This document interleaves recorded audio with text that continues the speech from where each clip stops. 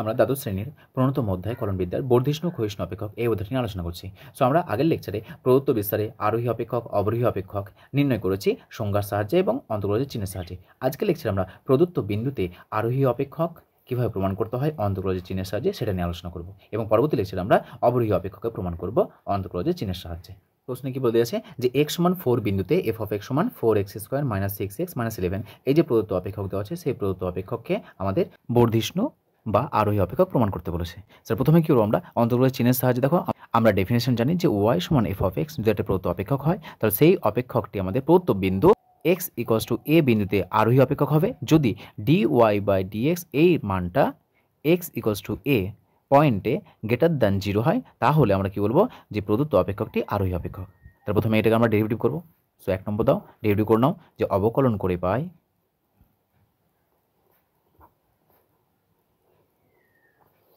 So f dash x equals to dy upon dx equals to derivative করলে কত আসবে আমাদের 8x মাইনাস 6। এবার কোন বিন্দু বলেছে বলতো x সমান 4 বিন্দু বলেছে, তাহলে অতএব dy by dx at x equals to 4, x এর জায়গাতে 4 বসাও, 8 into 4 minus 6, so 32 minus 6 equals to 26। 26 যেহেতু পজিটিভ সো এটা হয়ে যাবে আমাদের greater than 0।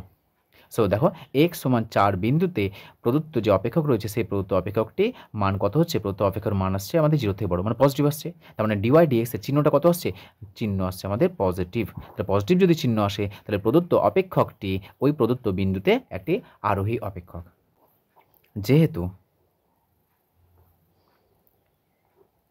f of x equals to 4x square minus 6x minus 11 প্রদত্ত